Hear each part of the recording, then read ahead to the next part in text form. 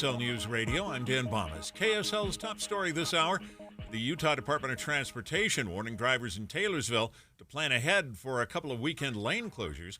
KSL News Radio's Emma Keddington has more. Starting tonight at 10 p.m., all east and west traffic on 4700 South will be detoured.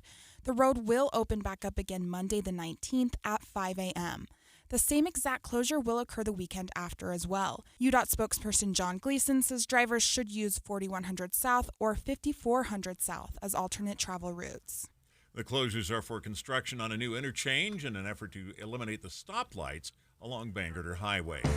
Our top national story this hour from ABC News. Mortgage rates on the rise once more, reaching 6.77% today. ABC's Elizabeth Schultze has more on the impact of these increased rates. If you are taking out a $400,000 mortgage, your monthly payment at today's rates is $2,600. 2 years ago, and this is really where you can see the difference, when rates were near historic lows at 3%, your monthly payment would have been nearly $800 cheaper at $1,839. Most analysts are expecting rates will stay in this 5 to 6% range this year. That's ABC's Elizabeth Schultze. Your money at this moment, the Dow Jones average down on the day, 71 points right now. The NASDAQ is down 64. And it looks like a dry Saturday, but kind of wet weather later on today. That's next. KSL News Time, 9:02. Here's a way to get breaking news updates anywhere you go. At the store or in a work meeting, you can get breaking news on your phone. You can quickly read it, swipe, or click for more. It's super discreet, super fast. That's the app for KSL News Radio. Hi friends, Dan the Laptop Man here from PC Laptops. I get a lot of emails with feedback from customers. Here's one. Dear Dan, I just had the best experience ever. I bought a computer from Shane at your State Street store. I asked several what I thought were really stupid questions. Shane was super courteous and made me feel comfortable through the whole process. People need to understand how important it is to support a local company, especially when your experience is so good. PC Laptops really does love me. Signed, Satisfied. I love hearing feedback like that. It really just gives me the chills. It's the whole reason why I got into the computer business in the first place. You can get a brand new PC Laptops desktop, and they start at only $29 a month. And it comes with a lifetime warranty. That means if anything goes wrong, we're going to take care of you. Just check us out at PCLaptops.com. That's PCLaptops.com. At PC Laptops, we really do love you. There are two amazing productions, very different productions, on the stages right now at Hale Center Theater. One is Clue, that I thoroughly enjoyed. It is a madcap comedy, and as I mentioned, it has the greatest death scene I have ever seen on the stage. Then down the hall in the theater in the Round, it's Fiddler on the Roof. It is breathtaking. You are going to love both productions that are underway right now at Hale Center Theater, but there's so much more to come. May We All, a country musical, is coming up next. Then The Time Machine, The Nutty Professor, The Addams Family, which is wonderful, and The Magician's Elephant Plus. The season wraps up just before the Christmas production of A Christmas Carol, Disney's Beauty and the Beast. Get your tickets now. Go to hct.org. And be sure to pick up gift cards, too. They're perfect just to slip in a thank you card. Go to hct.org. Bish's is skipping this year's big RV show for a big reason. It costs each dealer a fortune. And guess who gets stuck with the bill? Yep, you. So skip the big show expense and come to the Bish's Better Than Show pricing event for free admission, free parking, and better than show pricing on new and used RVs. Only at Bish's RV in Salt Lake and American Fork, February 12th through the 17th and President's Day. Better pricing's big, but better selection? That's huge. Instead of spending your money to see a handful of models hauled to the show, you're getting better than show pricing on our entire inventory of new and used RVs. You'll find pricing as low as $140 per month on approved credits, plus clearance pricing on all remaining new 2023s. You'll also make 0 payments until May on approved credit and get generous trade-in offers on your current RV. Start shopping now at skipthervshow.com. Better brands, bigger selection, lower than show pricing, and free admission? Why settle? Come to the Better Than Show pricing event at Bish's RV in Salt Lake and American Fork, February 12th through the 17th and President's Day. Bish's RV, where memories begin. Stock number 73504 and 76976. Based on 20% down, 8.99% APR for 180 months. Subject to prior sale. See dealer for details. Traffic and weather together brought to you by Sinclair's DinoPay app. Save up to 20 cents per gallon. Here's Jason Jones. Well, the camera that's right over where this accident is, southbound I-15, is not working, so we're looking a long distance from another camera, and we see some flashing lights off to the left. If you were southbound I-15, this is about 15th South in Woods Cross, right next to the high school is where that's going to be.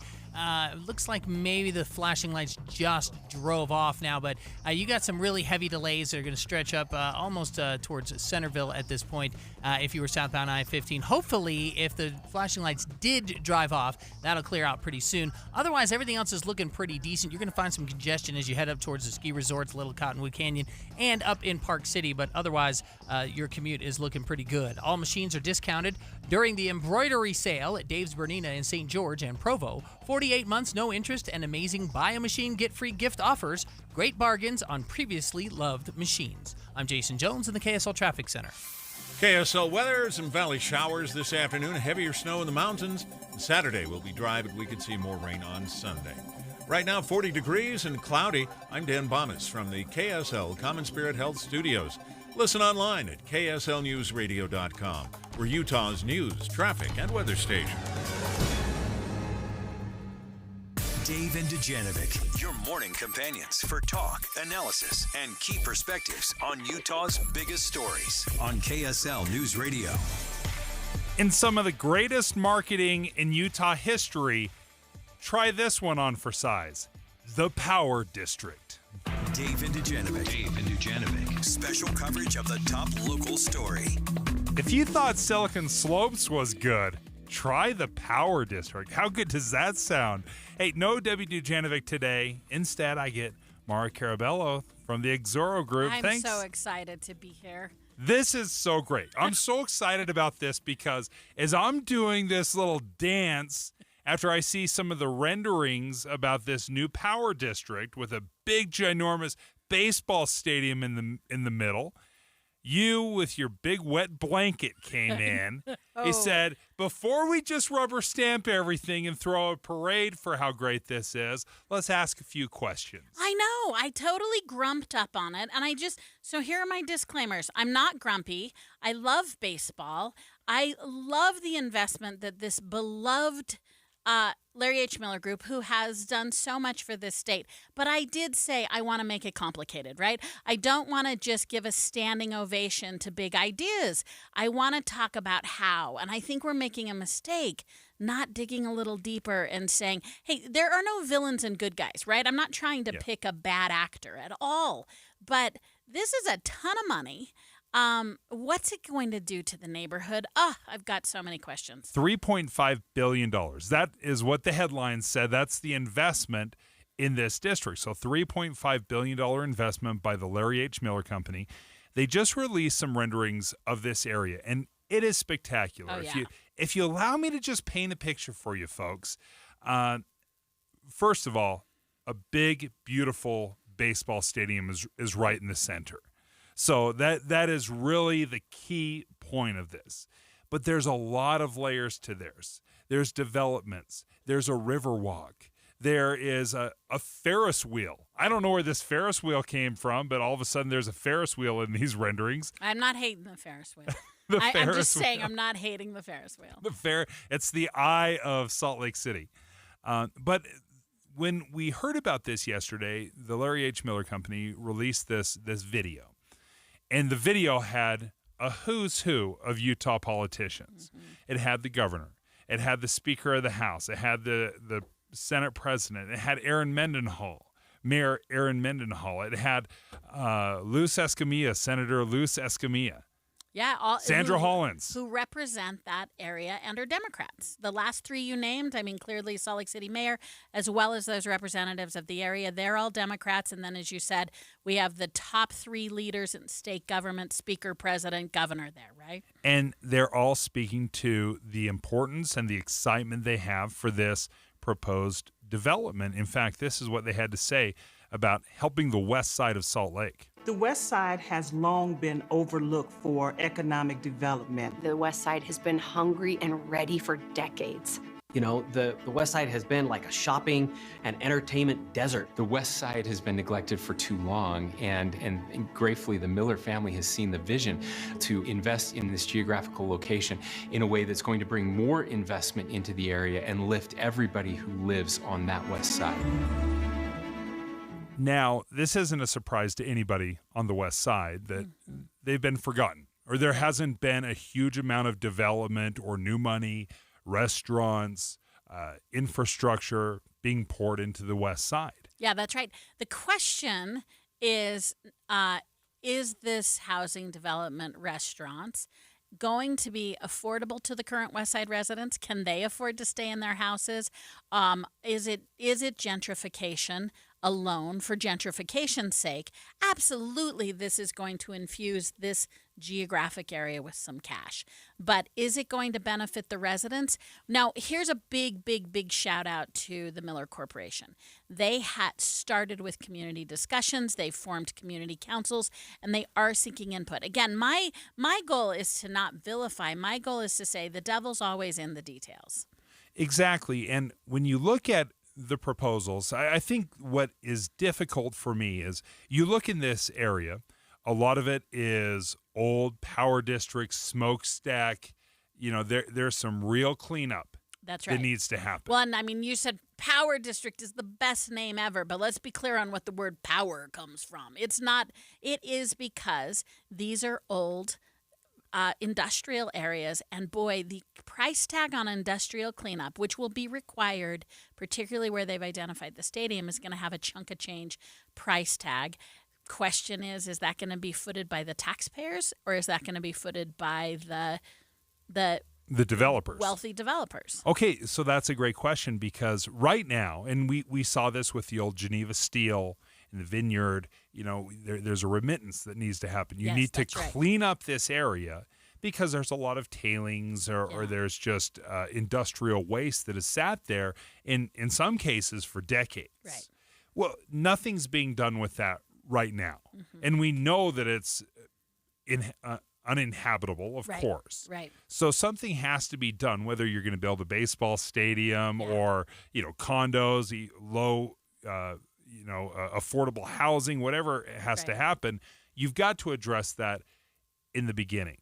So I guess maybe the question is, whose responsibility is that? Well, it partly falls on what kind of relationship, the private partner relationship, that you can forge. Now, my point of view would be that the state and the city doesn't start out by doing that. I think that is not a good use of taxpayer money. Here's why. We do know in the long run who will benefit from the stadium are the developers. What we're hearing, I mean, here's what's on the street. If you are at all on the Hill right now, you're hearing that the state is proposing that they'll own the stadium, which I find remarkable. And they're proposing that they want to do this by adding a transient room tax, or let's call it a tourist tax, to every single county in this state. So 29 counties will help pay for a Major League Baseball stadium in Utah. That's the word on the street right now. Now, there's no written bill yet, but the word on the street is that's what the state leaders are proposing. So the question, Dave, becomes, well, it sounds like the state's saying, hey, we'll pay for this stadium. You got to figure if they're going to own the property, then the next thing is to say, well, they're probably responsible for mitigation. San Juan County probably doesn't have a huge investment on the west side of Salt Lake City. They're probably not totally thrilled to send their dollars up here. Like, who can we send that to? To the baseball stadium we will never go to? Right. Okay, so this is a little bit of a development because early on, this lawmakers have said, listen, we're not in the building business as far as arenas, that falls on the owners. So that's new. I haven't heard that. And that's some of the rumors. It's in the rumor stage, right? We have not seen a written bill, but it's a widely distributed rumor. So that the state, are you saying the state would own the baseball stadium? This is what's on the street, and I love the street. I love the rumor and mill. The state would help pay for it by passing this surcharge. Okay, let's continue this conversation because the power district could revolutionize the west side. I mean, this would be such an enormous boon, financial boon to this area. It would transform the west side. but at what cost? And who is going to pick up that tab? We'll speak to Derek Miller of the Salt Lake Chamber of Commerce next. Finally, Friday with Dave and Dujanovic. I like my toast with jam, love my coffee, my trouble stack like dishes in a crooked pile. Oh, and nothing on this earth can make me smile. No, oh no, nothing on this earth can make me smile. I told you, nothing on this earth can make me smile.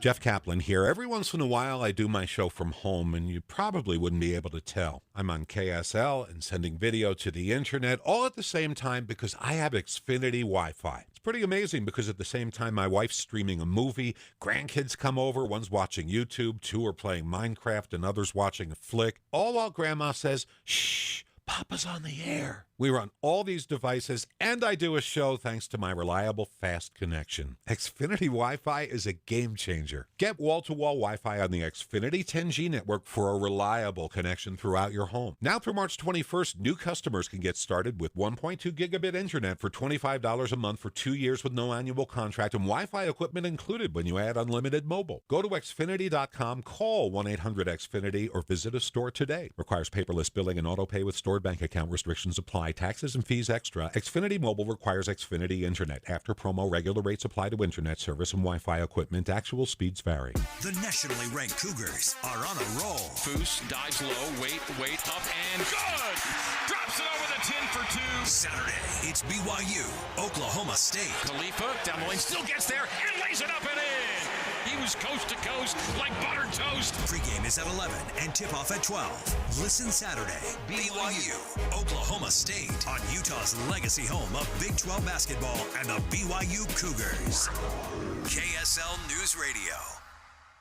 Give the star in your life the brightest gift in the world. Name a star after them. This is Rocky Moselle with International Star Registry. For $59 and a call to 800-282-3333 or visit starregistry.com, you can name a star for birthdays, weddings, or even memorials. Over 45 years, we have named millions of stars for celebrities and individuals from around the world. The star you name will be recorded in book form in the U.S. Copyright Office. Visit starregistry.com or call 800-282-3333.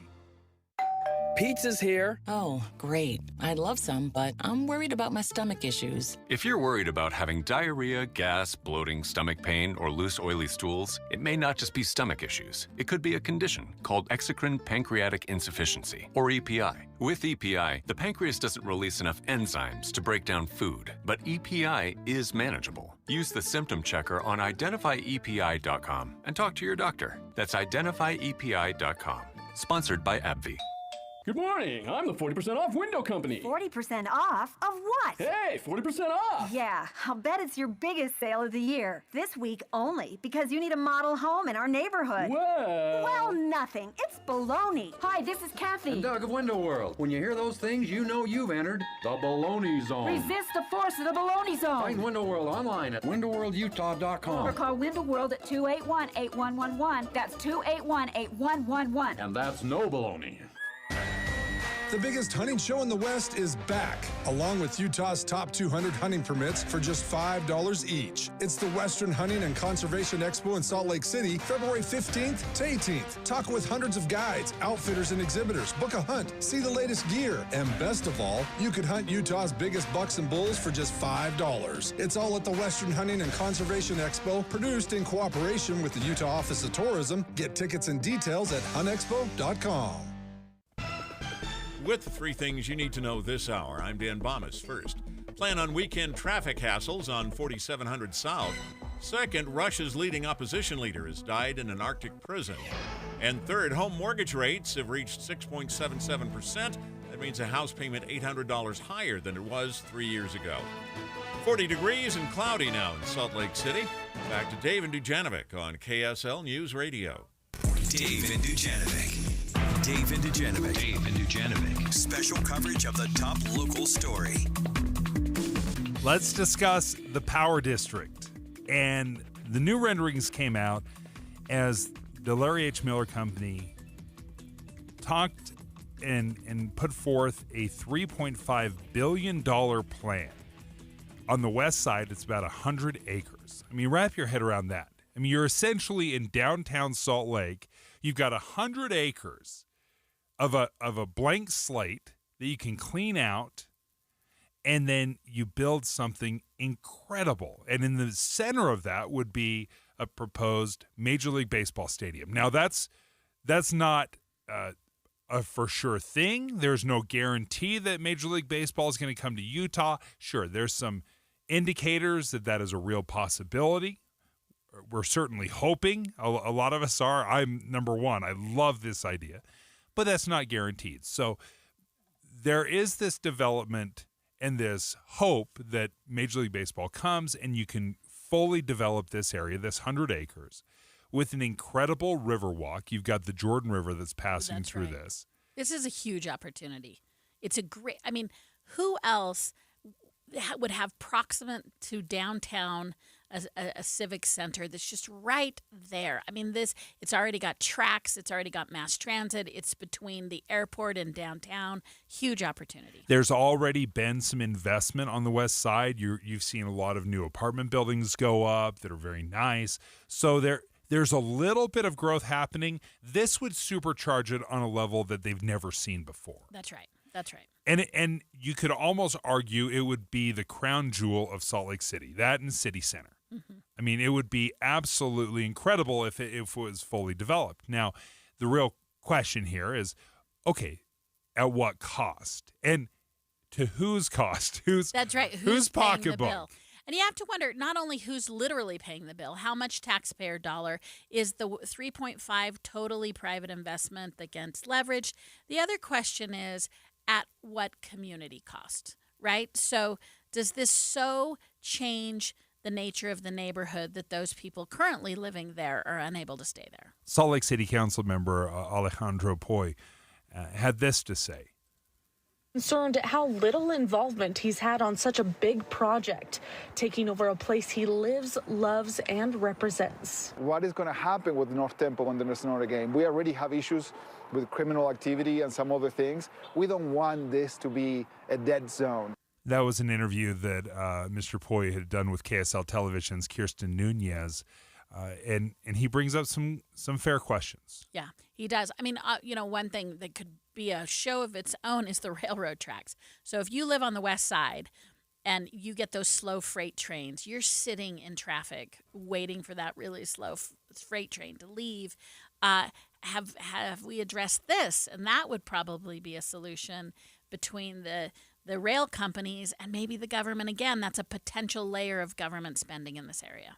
Derek Miller with Salt Lake Chamber joins us right now, and I'm telling you, it's very easy to get caught up in all the excitement, and you don't want to throw a parade over this, but I think Mara's brought up some good questions. Councilman Poy brought up some good questions. Walk us through a little bit about the significance of the project, but maybe some of the downsides that it might bring. Well, Dave, it's great to be with you and you as well, Maura.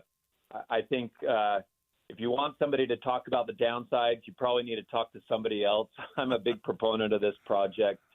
I see nothing but upside here. It's really hard, maybe impossible, to overstate how great this will be for our community. And it's not just about the money. I mean, everything takes money. There's a cost to everything, $3.5 billion. It's a significant amount into 100 acres. But what I'm most excited about is the catalyst it'll be and the impact it'll have in a positive way, not just on those 100 acres, but the whole surrounding area. The West Side is a wonderful community. There's a lot of community pride there, as there should be.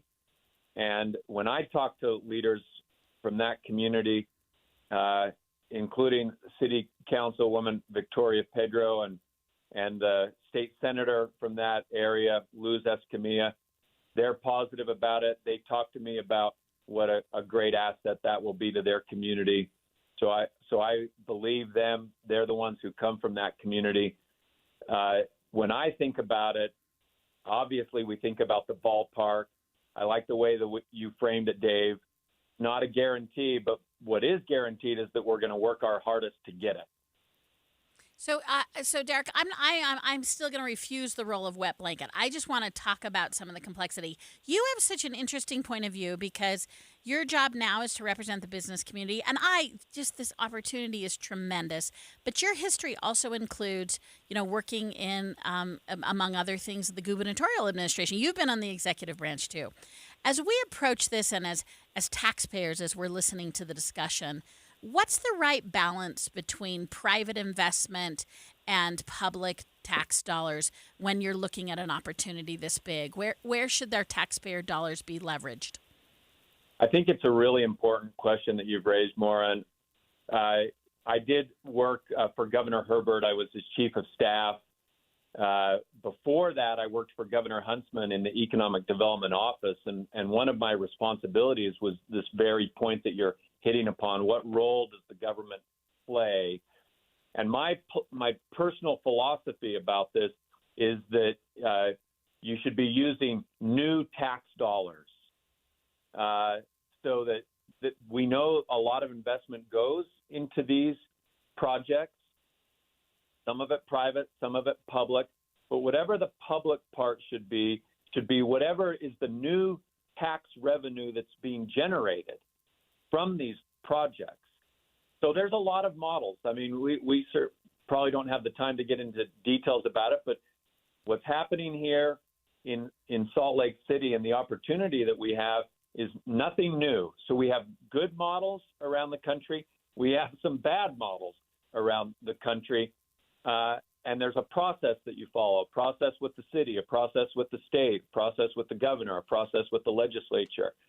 So I'm a big believer that when you've got good process, you get good outcomes. But as a philosophical standpoint, I believe that you use that tax revenue that's going to be generated and you use that to invest in the project. So the idea would be by bringing in the businesses, by bringing in such an incredible development as far as number of houses and apartments, that would pay for itself? The idea is that when you build something, it generates new tax revenue, and new tax revenue ought to be what is used for the funding. So I'd love to know a little bit from your perspective about the timeline. Is the clock ticking already? Deals are being made already?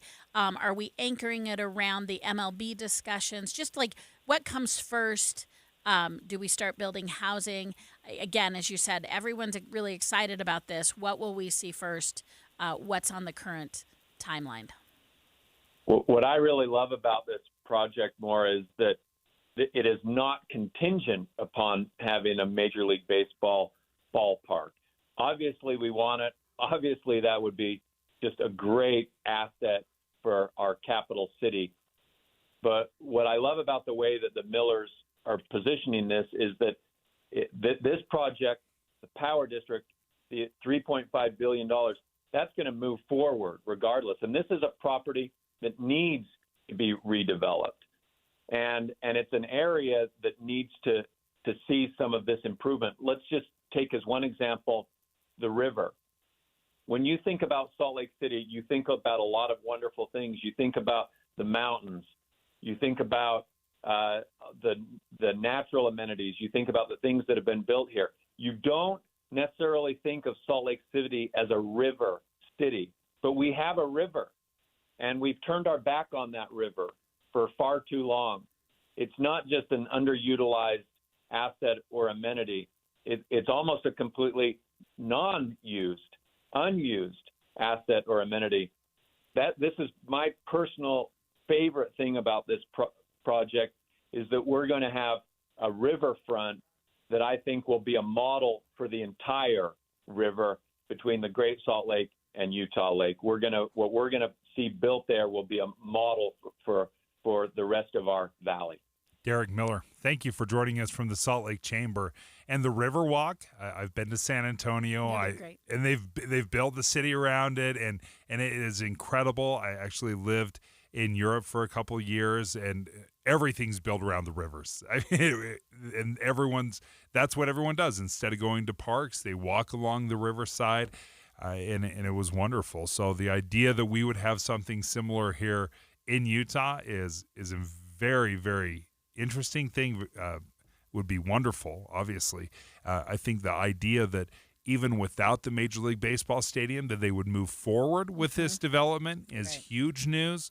So, Derek Miller, thank you for joining us. When we come back, we're blazing through the 2024 legislative session, and certain legislation on Capitol Hill could and will make an impact on our cities. Next, the League of Cities and Towns joins us with a check-in on the top legislation that they're excited about, and then also maybe what the cities are stressed about.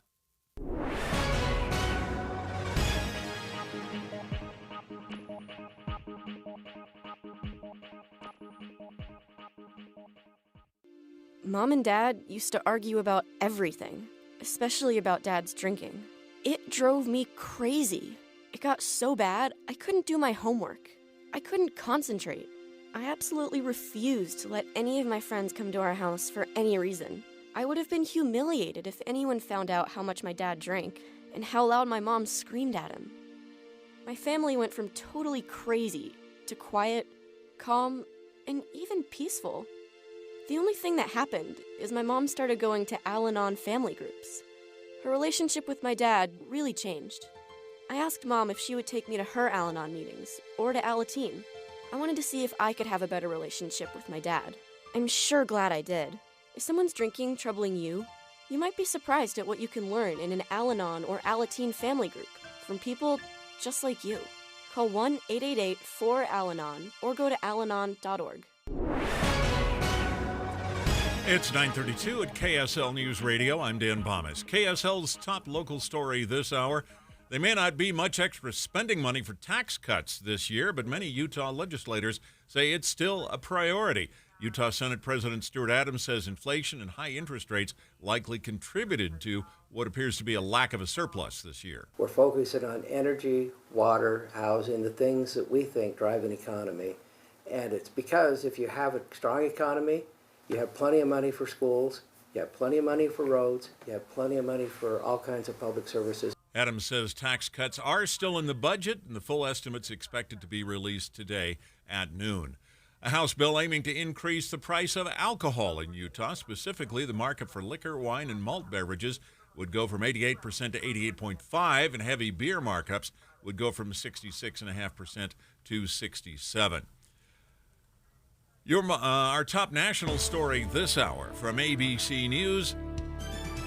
Taylor Swift, who's in Australia for the next leg of her Eras tour, has made a personal gift to the family of the woman killed in this week's mass shooting in Kansas City.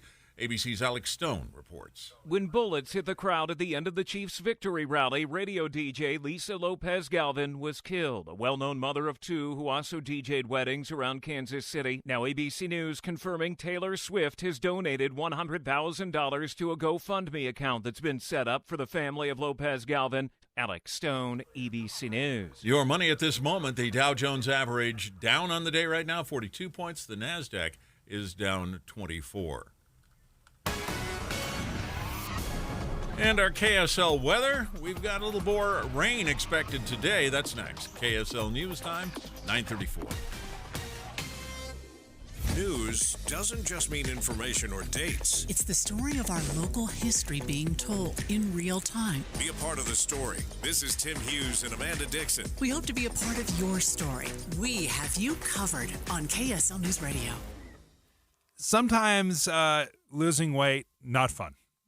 I don't think it's ever a lot of fun, but necessary. And it's one of the things that I decided. I said, you know what? I've danced around this long enough, but all this extra weight I'm carrying, it was affecting my energy, my productivity. So I said, you know what? I got to do something. So I joined Salt Lake City Fat Loss, slcfatloss.com. They have the secret to lose up to a pound of fat every single day. If you're thinking, well, that sounds amazing and maybe a little overly optimistic. They found that in a couple of months, most clients lose 20 to 30 pounds. Well, I am 17 days in, and I've lost 24 pounds. Like, it's crazy. I didn't even know that was possible. So with the SLC Fat Loss Program, it's very easy to follow. They want you to lose this safely and naturally. So no surgeries, no injections. It's very easy to follow. No point counting, no exercising, and no prepackaged meals. So all you have to do is get a free consultation. You can do it in person or virtually. Go to slcfatloss.com. That's slcfatloss.com. Or give them a call at 801-450-1882, 801-450-1882. For John's 60th birthday, his family planned to drive down Old Route 66. But the trip took a detour when his wife got sick with RSV. It's a highly contagious virus that can lead to breathing problems and hospitalizations. This year, we don't want to cancel our plans. We're protecting ourselves with Pfizer's RSV vaccine, Abrysvo, respiratory syncytial virus vaccine. Abrysvo, a vaccine to prevent lower respiratory disease from RSV in people 60 years and older. It's not for everyone and may not protect all who receive it. Don't get Abrysvo if you've had an allergic reaction to its ingredients. A weakened immune system may decrease your response. Most common side effects are tiredness, headache, injection site pain, and muscle pain. For full prescribing information, please call 1-844-989-7284 or visit abrysvo.com. So don't wait. Ask your pharmacist or doctor about Pfizer's RSV vaccine, Abrysvo, because every breath matters. Sometimes when our furnace stops working, it's something simple we can fix ourselves, if we only knew how. What's up, everybody? I'm Mike Wilson with Any Hour Services, and the next time your furnace stops working, before you call a company out to fix it, try this first. Go shut the furnace down and make sure your air filter is clean. Go around the house and make sure the vents are open and there's nothing blocking the return air. If it's been a while since you've changed the batteries in your thermostat, go ahead and do that too. Then go turn the furnace back on, and if it stays on, you're probably good. If it stops working again, you're probably going to want a technician to check it out. If you don't know one, Any Hour Services has a special offer for any homeowners listening. One of our HVAC technicians will diagnose and troubleshoot your furnace for only $29. Then they'll explain what they found and present you with repair options. And don't worry, our technicians service all brands. Call Any Hour Services and let them know you heard about this $29 troubleshooting special on the radio. 801-443-7400. You can Google Any Hour Services. You can even schedule online at anyhourservices.com. No one helps more homeowners than Any Hour Services. Traffic and weather together, brought to you by Sinclair's Dino Pay app. Save up to 20 cents per gallon. Here's Jason Jones. All clear now, southbound I-15 in Davis County. The accident that we had earlier has been moved, or actually just altogether gone at this point. So you're going to be moving smoothly I-15 out of Davis County into the Salt Lake Valley. No problems on I-15 in the Salt Lake Valley either. We had an accident northbound on-ramp at 7200 South. It just drove off while I was speaking, so you don't have to worry about that anymore either. The rest of your accidents, or actually no other accidents, the rest of your highways and side streets are looking really good. It's a little crowded, of course, up on the streets in Park City. Get your money working at America First Credit Union with amazing rates on certificates up to 5.5% APY for a limited time. Visit americafirst.com today to learn more. I'm Jason Jones in the KSL Traffic Center. And a KSL weather, we could see some valley showers this afternoon with heavier snow in the mountains. Saturday will be dry, but we could see some more rain on Sunday. Right now, 40 degrees, mostly cloudy. I'm Dan Bomas from the KSL Common Spirit Health Studios. Listen online at kslnewsradio.com. We're Utah's news, traffic, and weather station. Dave and Dujanovic, your morning companions for talk, analysis, and key perspectives on Utah's biggest stories on KSL News Radio. All right, thanks. Oh, yeah, that's right. We have a little something going on. Is it the On the Hill 2024 special coverage with Dave and Dujanovic? We love talking legislation for 45 days, especially when we're in session. We love talking about the legislative session, the laws, the bills that are being passed, and how it affects us. Because when we first heard this, by the way, no Debbie today, but don't worry, we got Mara Carabello from KSL at Night. I'm excited to be here, and I'll just note for those of us who are watchers of the session, 9 days left. 9 days left. Do you take your vacation immediately after? So there's a rule at our house that during the legislative session, you are not allowed to make any life decisions. You can't even decide a new haircut, but you don't decide to move. You don't decide family planning. You make no choices during the session. It's not good. And then once you detox from the session, then you can start reevaluating your life. Then you can deeply consider your choices, but not during those 45 days. So everybody takes, after you, of course, get an obligatory cold the day after the session ends, then you take a vacay. Then you're like, I do want to go red with my hair. Then now it's the time. Right. I do think I'll go with a giant pink ponytail. Okay, so part of what I find so fascinating is you've got thousands of bills, or well over 1,000 bills that are being filed. Maybe 400 or 500 pass. I think we're only at like 119 so far. Right. So there's a lot of bills that are going to be passed here in the next final 9 days. How does this trickle down and affect everybody else? So what is passed down from on high ultimately it's got to work itself down. Yeah, I mean, such a great question. I think there's the adage that a lot of us believe, which is local control's the best, like the government closest to you is the best. So if you look at it from a state perspective, counties and cities are subordinate to the state. They're sort of somewhat at the whim. And so there's county governments, and then there's also most of us live in cities. And those are the ones that are closest to us. But the relationship between state funding, what's really cool is, I don't know that many people pay attention to the associations that exist and advocate on their behalf. There's an association called the Leagues of Cities and Towns, and it represents, I'm going to get the number wrong, but there's like something like 270 plus cities in the state. And it's a great question to ask, how are they being impacted? Cameron Deal joins us right now from Utah's League of Cities and Towns. And I'll be interested to hear your take on this, the 45 days of, all right, hold on, let's see what happens. Well, thank you for having me. And I agree with Mara. No life decisions can happen during this time. We basically kiss our families goodbye at the start of the session, and then get reacquainted after the session. And my young daughters have a paper chain on the wall where they track the days of the session until Dad comes home, because of just how insane it is up here at the Capitol. So thanks for having me. Yeah, that's a heartwarming story, Cameron. So, okay, I'm going to start with the big question. How do you keep up with all these bills, and how many are you actively tracking right now as you watch what's going on?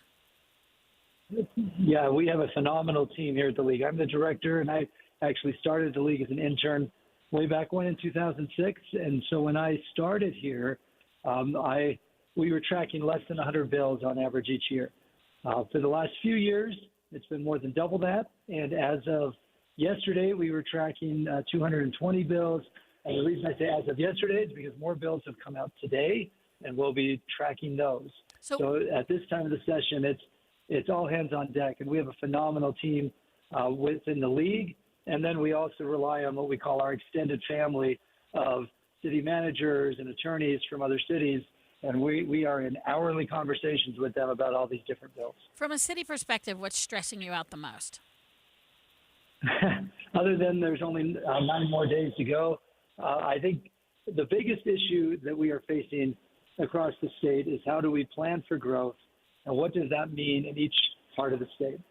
We often preach here at the Capitol that one size fits all, and that's because we represent, Mara, I'll give you the exact number, 255 cities, towns, and metro townships, and each of them has a unique story. The challenges and opportunities in Salt Lake City are different than St. George, which is different than Richfield, and part of our job is to make sure that legislators understand, when they're looking at these different policy levers, what are the impacts going to be in different communities? And so we work hard to bring that perspective, and then also foster a spirit of partnership with the state, because at the end of the day, we all represent the same constituents, and we're all focused on ensuring the quality of life of those constituents both today and tomorrow. Cameron Deal, thank you for joining us. We appreciate your time. And Mara, one final thought is, so often we hear from Republicans in the legislature, local control, local control, local control. And as you heard Cameron say, we used to track 100 bills, and now it has exploded. Is there a little bit of a sense right now on the Hill that this local control is being wrested away from some of these cities and towns with these big passed down plans from the legislature? Huge problems for cities are unfunded mandates. We want you to do this, and they don't give the sources to do that. And the other big question is this issue of who gets to decide what, and the heavy hand of the legislature, because cities are subordinate to it, can often create problems for city government. When we come back, former President Trump's attorney has managed to take the focus off the 2020 election interference in Georgia and place it on the person prosecuting with a possible conflict of interest case. It's Friday.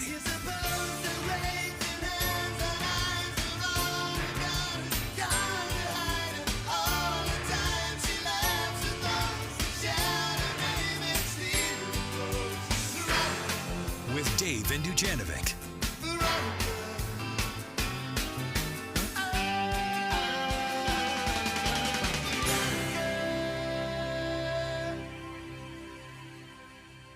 I'm Jason Walton. In business, I mentor hundreds of Utahns as they pursue their American dream. The same dream career politicians treat with contempt. They send our money to our enemies abroad while shortchanging our veterans at home. It's not right. They're letting drug cartels escort criminals and terrorists across our border. It's time to stand up. So I'm running for the United States Senate.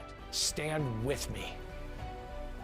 I'm Jason Walton, and I approve this message. Paid for by friends of Jason Walton for Senate. Dave and Dujanovic here. You hear us every weekday on KSL from 9 to noon. But have you listened to our podcast? We're running a secret contest just for podcast listeners. You could win a new pair of AirPod Pros every week in February just for listening. Here's how you do it. Find our show on kslpodcast.com or wherever you listen to podcasts and listen for the keywords. When you hear one, text it to 57500 and you'll be in to win. That's it. We'll see you on our podcast, Dave and Dujanovic, with KSL News Radio. The Utah Department of Health and Human Services wants to make sure people in Utah can live safe and healthy lives. To do that, they need to understand which services people can access in their communities and what barriers they face to accessing services where they live. For this survey, they want to hear from people in Utah, specifically people older than 60, adults with disabilities of any kind, or caregivers and service providers of older people or adults with a disability. The results will be sent to the Division of Aging and Adult Services so they can better meet the needs of people across the state of Utah. Take this survey at utahcommunitysurvey.com or by calling 800-293-1538, extension 1610. All information will remain anonymous. Again, that's utahcommunitysurvey.com or 800-293-1538, extension 1610. 800-293-1538, extension 1610. I just elevated my checking account with Utah Community Credit Union. Tim, I'm so blown away at what I get with my elevated checking account at UCCU. I get so many benefits. I get cell phone protection and roadside assistance. The one that blows me away the most is telehealth. I actually get zero copay telehealth with my checking account from UCCU. Did you know you also get a 0.25% loan discount? It's one of the many things. And if you like to travel or you're on the road quite a bit, a free ATM nationwide, 30,000 ATM locations that you can use while you're out. Utah basketball star Walker Kessler and Utah Community Credit Union have come together to announce this brand new elevated checking account with more benefits, more savings, more online protections than ever before. Yeah, there's even something for dark web monitoring, which I have never heard of before, but you can find out more by just going to uccu.com. And open an elevated checking account online or stop by any branch. UCCU, you're going to love where you bank. With interest rates coming back down, I bet the real estate market will pick back up in 2024. We're already seeing that, Tim. Yeah.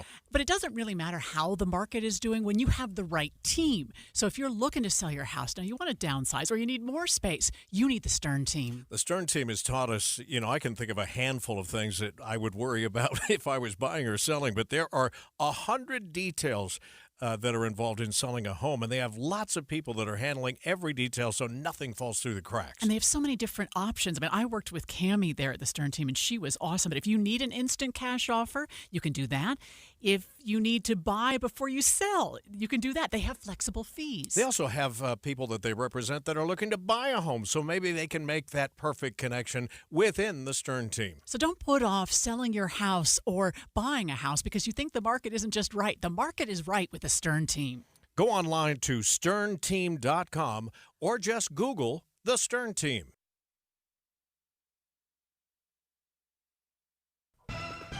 With the three things you need to know this hour, I'm Dan Bomas. First, even without much of a surplus this year, Republicans in the legislature are still pushing for a tax cut. Second, lawmakers also looking at increasing the state's margin on alcohol sales.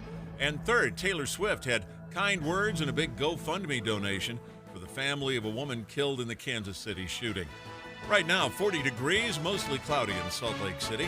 Back to Dave and Dujanovic on KSL News Radio. Dave and Dujanovic. Mara Carabello is filling in for Debbie Dujanovic today. And Mara, you and I both caught on the three stations we're watching, Fox News, CNN, and News Nation. It's all the same guy. It is, and it's someone's dad, and he's been on for a long time. It's wild. Interesting. Fani Willis, who is the district attorney who is responsible for the Georgia Trump case, is defending herself a little bit, and it looks like her dad is also. Yeah, let's dip in for a second and listen to what Dad has to say. I've been places, and just because of the color of my skin, for example, I took a fellowship at Harvard when my daughter was just if I might, Your Honor, if I might, when I was just, she was just, He's extremely animated, speaks with his hands, very much like me, big hands speaker, big motion. But the question is, okay, well, why are we talking about the district attorney? It's because she's the one that is prosecuting, going after former President Donald Trump and the election interference. ABC's Steve Osamani reports from Atlanta, explains why one of Trump's co-defendants is trying to get Willis, who's the district attorney, trying to prosecute him for the racketeering case, manipulating the election. And this is Steve Osamani's report from ABC. The attorney for one of the defendants, who's doing most of the digging here, wants her client's case thrown out and is asking the judge to remove Fani Willis from the election interference case because she enjoyed romantic getaways that were allegedly paid for by Special Prosecutor Nathan Wade, who Willis hired. He tells me how much it is, and I give him the money back. Willis told the court that she paid Wade the money back, sometimes thousands of dollars in cash. And that's one of those tricky little things. These two, both lawyers, working on this case. And the question is, did she hire him inappropriately? Or he, work with her? How closely? And then they had this relationship outside of the office where they went on these romantic getaways. And the question was, okay, well, who paid for what? Yeah, this is one of those interesting things where you have to ask yourself, what should I be paying attention to? Because when you start to get into the layers that we're in now, which is these two people's relationships and who pays for what, Dave, it's some weird stuff. Like they only paid for each other. They paid thousands of dollars in cash. And you start to just go, what the heck, man? This is really weird. But the question becomes, the legal question that we're trying to answer, is there a conflict of interest? Would she or he need to recuse themselves? And does it have any bearing on the Trump case? The other strategy that I think you cannot lose track of is, if you're looking at gameplay, the Trump's team wants to run out the clock. They don't want a Georgia decision before the election. So you have to ask yourself if this is strategic or is it also a legitimate legal concern. So Fani Willis was asked to testify, and that's what she did yesterday. Today, oddly enough, her father is testifying because the hearing is a disqualification hearing, saying that Fani Willis should be disqualified from prosecuting Donald Trump in this case. And to this point, special prosecutors are hired by were hired by Fonnie Willis, and this relationship was going on. And when she was being questioned, she was getting pretty feisty about this and the $2,500 in cash that she apparently gave back to her boyfriend. Probably the most money I've ever handed him is $2,500. The least amount of money I've handed him, probably between $500 and $1,000. You never wrote him a check? Ma'am, I don't have checks. Okay. So you have no proof of any reimbursement for any of these things because it was all cash, right? The testimony of one witness is enough to prove a fact. So my question was, do you have any proof? Is that what you're intimating right here? KSL legal analyst Greg Skordas joins us right now. Greg, what do you make of this? Well, Mara nailed it on the head a minute ago when she talked about the fact that for the Trump team, the benefit to this is the stall. If he can put this case off until after the November election, and if he's elected, this case is probably not going anywhere. And so it behooves him to put it off as long as possible. And it also helps him not to be convicted of a crime during an election cycle. So it's in his best interest to stall this off. Now, it's one of his co-defendants that's filed the motion, but certainly all of the co-defendants are working together here. And it's unusual also because Fannie Willis recused herself initially, or at least her office, and said, look, I don't want any appearance of impropriety. I'm going to bring in a special counsel, someone who's independent of my district attorney's office, the Fulton County District Attorney's Office, to handle the case. And that was all well and good until it was established, or at least alleged, that she was having a relationship with the special prosecutor. So she hired her boyfriend. Right. That sort of taints the whole independence here. And I don't know that it's going to get anywhere. I don't even think that that's a disqualifying factor, but it's certainly going to raise some red flags. But Greg, if for simplicity's sake, say she hired her boyfriend as the special prosecutor, she is hiring them, right? So there's a financial component to it where you're hiring that special prosecutor to do the job? Oh, yes. And of course, he's hired and he's getting a fee independent of whatever the county attorney's office gets. He's a special counsel, and attorneys do that periodically. It's not at all uncommon, but he's going to be paid by the county, by the district attorney's office out of their budget to prosecute the case, and ostensibly still be independent of that office in terms of the directions that he takes and whether or not he can plea bargain the case, what charges to bring, and how to try the case. It's really his case and his case alone to decide how it's going to be prosecuted, and not the district attorney herself. Why is there so much contention over these romantic getaways and how Fonnie Willis would reimburse him, not through Venmo or not, through a check, but like cold hard cash, $2,500 worth of cash? Like, why is that significant? It's significant for the Trump team because there's no way to prove it. There's no paper trail, and so they can make it appear that there really was no reimbursement and that this cash thing was just a sham and that it never actually occurred.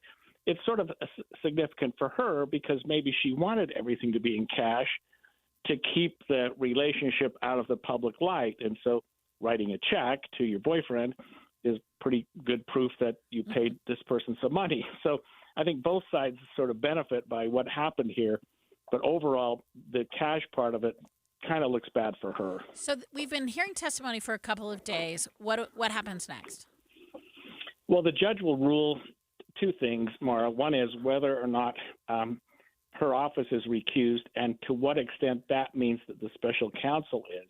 So if the judge says, you're off the case, and Wade, you're off the case as well, it starts over, and a different prosecuting entity will have to come in and decide whether they want to pick up the ball, whether they want to charge the case, and it's really going to start all over. I don't think that will occur. I think that Wade will stay on the case and he'll be able to prosecute the case, but it certainly is a disruption in the proceedings, as you mentioned earlier. KSL legal analyst Greg Skordas. Thanks, Greg. We appreciate you bringing that to us. Yeah, it's fascinating. And didn't even get to this. Like, still not sure why Dad's testifying. I don't know what Dad's doing, but he's there. Up next, Vladimir Putin's top opponent has died in prison at age 47. KSL FM Midvale. KSL Salt Lake City. From the KSL Common Spirit Health Studios, this is KSL News Radio. Utah's news, traffic, and weather station. It's 10 o'clock at KSL News Radio. I'm Dan Bomas. KSL's top story this hour. The number of brine shrimp eggs harvested from the Great Salt Lake has grown more than 50% year over year. KSL News Radio's Adam Small explains just how this impacts everybody. These little critters are a critical food source to grow healthy shrimp and fish that end up on our dinner tables, and the Great Salt Lake is the largest producer of brine shrimp in the entire world. However, when the lake hit a record low in late 2022, all the extra salt in the water affected the quality of the eggs, and the total number of eggs harvested was 24% below the normal range, according to the Utah Division of Wildlife Resources. This year, the harvest looked a lot more normal, likely in part because lake levels are 4 feet higher right now. And our top national story this hour from ABC News, Prince Harry says he's actually considered becoming an American citizen. He told ABC's Will Reeve it's not at the top of his agenda right now. American citizenship is a thought that has crossed my mind, but certainly not something that's a high priority for me right now. The Prince is in Whistler, Canada, to get ready for next year's Invictus Games. Your money at this moment, the Dow Jones average is up, or down rather, but just barely. About 3.3 points right now. The NASDAQ is also down, but only about 14 points right now. And our KSL weather, we'll have some rain today, but dry weather tomorrow. That's next. KSL News Time, 10:01. You know what's great about KSL's traffic coverage? Trained traffic reporters and real listeners. Trading information and making the commute safer and faster for everyone. Every 10 minutes on the 9s, we have you covered on KSL News Radio. Hi, Cindy Olsen here to tell you about the National Embroidery Month sale at Dave's Bernina in Provo and St. George, featuring a limited time 48 months no interest offer. Buy a specially priced Bernina 790 Pro or 590E machine and receive a free embroidery accessory and software gift bundle worth $3,500. Full feature Burnett sewing machines are as low as $1,499. That includes free software, a $1,200 value. All machines are discounted, such as the Bernina 500E for $1,999 and a hot deal of $2,999 for the Bernina 700E. 25% off embroidery hoops and Bernina embroidery bundle and modules. All new Berninas come with a 5-year warranty and free classes. Hurry in for amazing bargains on previously loved machines at Dave's Bernina, 2017 North, 550 West in Provo, and 691 East, St. George Boulevard. If you know me, Hans Olsen, you know my wife's the most important thing in my life. What she wants, I deliver. And it looks like we're getting new cabinets. I took her to the Euromax cabinet showroom in Pleasant Grove, and she hasn't looked at me the way she looked at those cabinets in 15 years. Doors that close quietly with the press of a button, LED lighting inlaid, waterproof box, shelves, and doors that won't warp from moisture. Every color and design imaginable for those doors. Simply put, the most magnificent cabinets your eyes will ever behold. Mike and Max combined a vision of over 35 years of experience to bring us Euromax. Max with his Ukraine roots, and Mike with 25 years of installation, it delivers the greatest in cabinet design, building, and installation. Truly, my amazing wife was in awe. We both were. And if I have to buy her love, I will. Go see all the possibilities at EuromaxFurniture.com. That's EuromaxFurniture.com. Whether you're rebuilding a kitchen or starting a new build, it's EuromaxFurniture.com for your cabinets. Euromax, built for you. Okay, that's good. Whoa, Dave! Sorry, I'll go grab some. Dave, poor things. He works at JCW's. They fill stuff up past the brim over there, like their milkshakes. They're thick, rich, and oh my gosh. Delicious? Oh no. Dave's filling up Crystal's car for her. Dave, stop! Hey, this is Clark for JCW. Stop into any of our 5 locations today. We're located in American Fork, Thanksgiving Point, Provo, South Jordan, and our new location in Harriman. Come in and see why at JCW's we believe in quality and a lot of it. I'm Jason Walton. In business, I mentor hundreds of Utahns as they pursue their American dream. The same dream career politicians treat with contempt. They send our money to our enemies abroad while shortchanging our veterans at home. It's not right. They're letting drug cartels escort criminals and terrorists across our border. It's time to stand up. So I'm running for the United States Senate. Stand with me. I'm Jason Walton, and I approve this message. Paid for by friends of Jason Walton for Senate. It's time for the Sportsman's Vacation and RV Show, February 16th through the 19th at the Mountain America Expo. Save $2 at UtahRVShow.com. Traffic and weather together, brought to you by Sinclair's Dino Pay app. Save up to 20 cents per gallon. Here's Jason Jones. We have reports of an accident 90th South and 40th West, but it looks like it's out of traffic. Shouldn't affect you too much. Just keep an eye out in that area. Otherwise, I-15 itself is looking fantastic all along the Wasatch Front, north and southbound. No delays there. No problems coming in and out of Twilla on the I-80, the 201. The Belt Route is looking good. In fact, the only other slowdowns that we've got is up in Park City on Kearns Boulevard for those that are trying to make it up to the ski resort. Need a perfect event venue? There's a place. This is the place, Heritage Park. Ideal for weddings, events featuring 11 venues. Beautiful grounds, affordability for any celebration. Call or visit thisistheplace.org. I'm Jason Jones in the KSL Traffic Center. KSL weather, we could see some valley showers this afternoon. Heavier snow in the mountains. Tomorrow should be dry. Right now, 41 degrees and cloudy. I'm Dan Bomas from the KSL Common Spirit Health Studios. Listen online at kslnewsradio.com. We're Utah's news, traffic, and weather station. Dave and Dujanovic, your morning companions for talk, analysis, and key perspectives on Utah's biggest stories on KSL News Radio. I don't think I have an appropriate level of fear for Russian President Vladimir Putin. He is quite something. People often disappear or have bad things happen. I mean, there's a reason he is not eating or drinking anything without someone else tasting it first. If you cross Vladimir Putin, let's just give a couple examples. Think of the Wagner Group, who was so crucial in the invasion in Ukraine. The leader, Yevgeny Prigozhin, crosses Putin, threatens a coup to march on Moscow. They end up making nice, and, Prigozhin, retreats the troop. And then a few months later, his plane gets blown out of the sky. An and he's killed. accident happened. Oh, I'm sure. Yeah, total and this accident. was supposedly one of his good friends, right? Yeah. At least at points in time. Yeah, one of his top allies. Right. And as soon as he crossed Vladimir Putin, he's dead. Well, another thing has happened. Alexei Navalny has now died in prison. He was one of the top, I don't want to say combatants, but political rivals of Vladimir Putin. And at age 47, we know that he was poisoned. Yeah. And if you can picture him, I don't know if you remember several years ago, he's super healthy. He's energetic. When he ran his first, he ran against Putin several years ago, which started his trouble.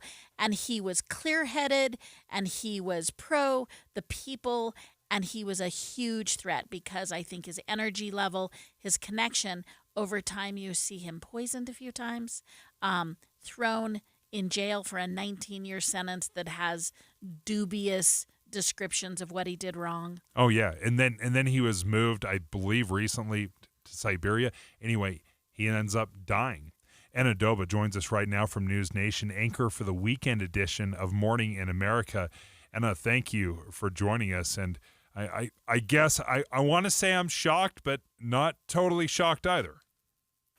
Hi, guys. Yeah, I think you're right. And that was such a great setup, talking about how healthy Navalny was looking. The last piece of video that came out from him was yesterday. Guys, he was in a small jail cell, but he was joking with the security guards for Valentine's Day. He actually tweeted out to his wife. I mean, just looking at that, he was healthy. He was that, their mental sound. But like you mentioned, he's the most prominent critic of President Vladimir Putin, dying at age 47. He was kept prisoner in a penal colony in the Arctic Circle, where he was moved last year. It's known as one of the harshest prisons in the world. Now, prison officials from that penal colony say, listen, he lost consciousness and he died after taking a walk on Friday. They're not saying much more. Navalny was serving a 30-and-a-half-year jail sentence when he died on charges of supporting extremism and ordered him imprisoned under those harsh conditions. You may remember, and you brought this up, Navalny was poisoned with a military nerve agent. He was on a business trip in 2020, and he blamed that attempt on his life directly on Putin and, of course, spent his final years behind prison. Now, before his arrest, I don't know if you guys saw that amazing documentary on him. It came out in 2022. It was called Navalny. And he actually said, listen, if I'm ever killed, he told his supporters, don't give up. And this is the man, for over a decade, he led nationwide protests against Russian authorities. You know, he ran for office to challenge Putin. And he always expected to not survive if he was going to be in prison. He never thought he was going to make it out of that prison, and he always said that. But he said he was going to make sure that other supporters or other people opposed to Putin had the strength and courage to speak up like he did. Now, while the cause of his death is not confirmed, Vice President Kamala Harris spoke this morning. She was actually at a security conference in Munich, where Navalny's wife is too, by the way. And she says, you know, whatever they say, this is a quote from our Vice President, let's be clear, Russia is responsible, and we will have more to say on that later. We haven't gotten any confirmations, but that's what they believe. And as for his wife, Yulia Navalny, she was in Munich. She met with Vice President Kamala Harris. And in 2011, now this is one thing that's gaining a lot of traction today, President Biden had warned that Vladimir Putin that there would be consequences if Navalny died in prison. Of course, that was years ago, and now that has happened. So the question on everyone's mind is, what's next? So, you know, former President Donald Trump has had a unique relationship with Russian president. Mm-hmm. Any speculation on how this affects maybe Americans' perspective, but specifically Donald Trump or those who follow Donald Trump? That's such a great question. And you remember just earlier this week when former President Trump made those comments about NATO and Russia going in for any NATO allies that can't essentially pay the bills. But this same week, Vladimir Putin said he prefers Biden in office or to win the election, saying he's more predictable and more seasoned than Trump. I've been watching Trump. He hasn't taken a Truth Social as of yet. It might be a matter of time. I'm sure he's sticking very closely to the Fani Willis case. I'm sure that's what he's watching right now. I know you covered that earlier in your show. Well, we appreciate you joining us. Anna Doba from News Nation, the anchor for the weekend edition of Morning in America, always joins us on Friday. Thanks, Anna. Thanks, guys. So I look at this and again, sometimes we look at the leaders of nations, you know, whether it's China's Xi or, you know, Russia's Putin. And I don't think we fully understand the power of the dictatorships. Mm-hmm. And when you see this, this is just a reminder to me that Vladimir Putin has so much power and is so brutal and harsh that despite kind of the persona that we may build up and we think of them as presidential, they are truly dictators. You know what it reminds me of as well is that unchecked power, which I think is what we're talking about with Putin, is gained incrementally. It's small acts that don't get opposed or defied. And I think it's a time in America where the impossible has happened a little bit, and we should ask ourselves at all levels, watching out and guarding the flame of democracy, if you will, is small acts of unchecked power that eventually lead to dictatorships. And one thing I think that kind of terrifies me about this entire story is you see this in other countries where the opposition leader gets jailed by the whoever. Right. And I think in part that strikes nerves here in America as the former president is under several indictments, faces, you know, umpteen years in prison, whether that actually happens or not. But you can see how uneasy we should be with the idea of jailing our political opponents. Right. Even if you think you could justify it, we've seen this happen in other countries, and what a dangerous precedent that sends. Yeah. On the flip side of that, though, we need to be worried about demagoguery. We need to be worried about presidents who want to make policies about themselves and not about the citizens. You see this show up in more and more executive orders because Congress isn't doing anything. There's a lot to watch, and the key to all of it is stick away from politics where we can and focus on policy, right? And so these cults of personalities are, I think, a concern that we should pay attention to. One of the next things we're going to talk about as we shift away from this conversation is something that I'm so excited to look into. In the U.S., over 50,000 people with autism enter adulthood every year. Next, let's take a look into neuro-inclusive housing. What is that? What's neuro-inclusive housing? Well, what if these adults that are entering autism could live on their own, in their own community? That sounds like a pretty incredible opportunity. Let's learn more about that when we come back. Finally, Friday with Dave and Dujanovic. Andy, Jeremy, and me.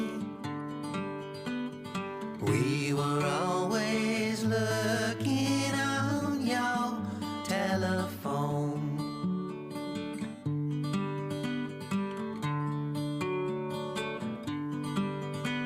And Mary, the one that first told me that I'd have to love her even more. At the UPS Store, we know this upcoming holiday is when things can get busy for small business owners. Exactly. My to-do list and I don't take days off. That's why you can count on us to be open and ready to help with every small business need, whether it's packing and shipping or if it's just to check your mailbox. That's almost everything on my to-do list. My list and I can take the day off. Your local, the everything to help you be unstoppable store. The UPS Store. Be unstoppable. The UPS Store locations are independently owned. Product services, pricing, and hours may vary. See Center for details. Progressive presents Precious Moments. Hey, Jess, want to come for a ride on my motorcycle? You know, we can talk about our feelings and explore our emotional compatibility. I thought you'd never ask. The exchange you just heard didn't actually happen, but it could. Bundle your home and other vehicles with Progressive and you could use the savings to make sure the motorcycle is always ready for your dream girl. So keep the dream alive and the savings coming with Progressive. Progressive Casualty Insurance Company, affiliates, and other insurers. Not available in all states. Artificial intelligence is far from science fiction. Cybercrime experts are sounding the alarm about artificial intelligence and may be coming to your child's school. The Jordan School District is partnering with a company called School AI to bring learning to a whole new level. Teachers are using it to save a bunch of time when it comes to doing tedious administrative tasks. 20,000 teachers nationwide have already adopted AI. From politics to money to technology, trust Tim and Amanda. Weekdays 5 to 9. They have you covered on KSL News Radio. It's the movie show, guys. We're broadcasting live today from Sound Sleep Medical at one of their 7 locations. There's 7 of them: Ogden, Layton, Salt Lake, Murray. We're at the Sandy location at 90th South 7th East.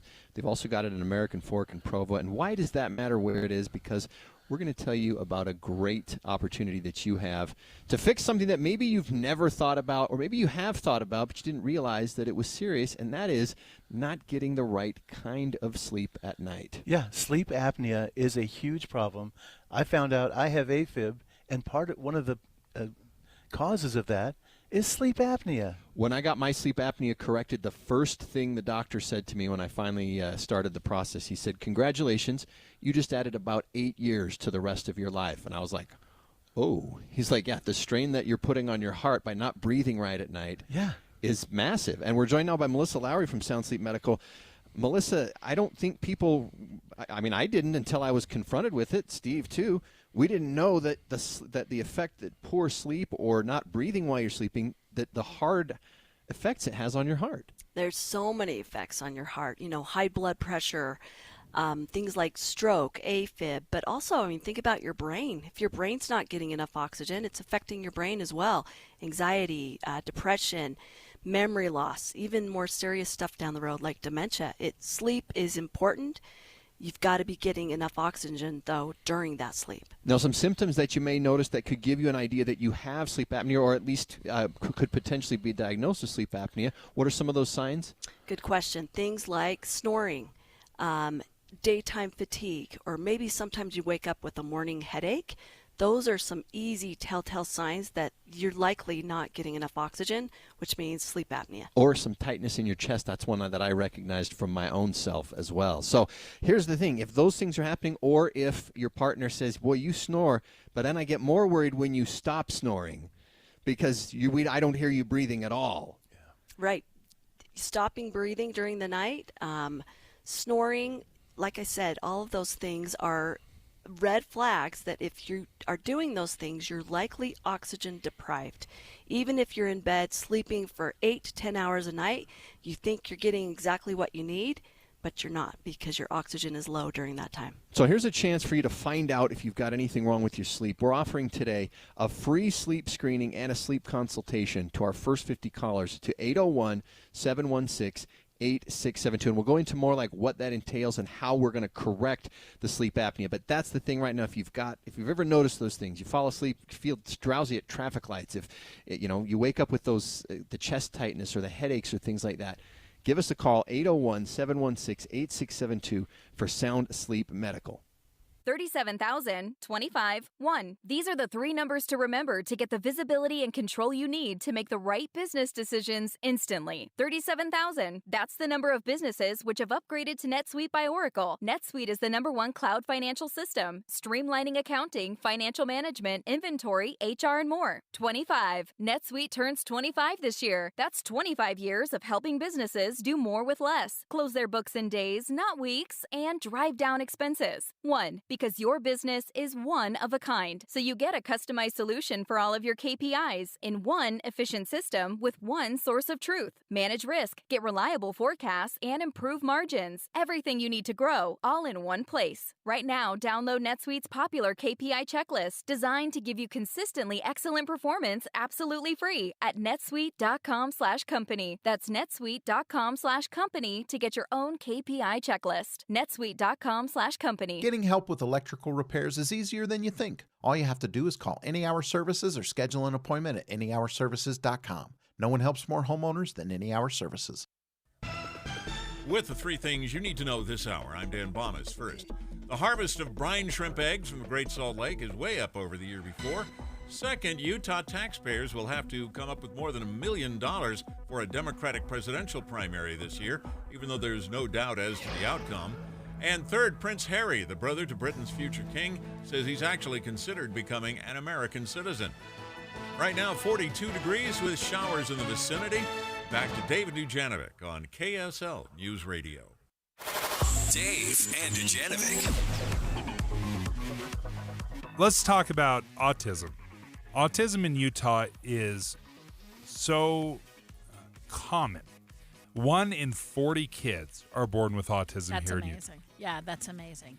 And these kids grow up, right? Yeah. And the other thing that's so interesting as we get better as a community talking about people's ability levels.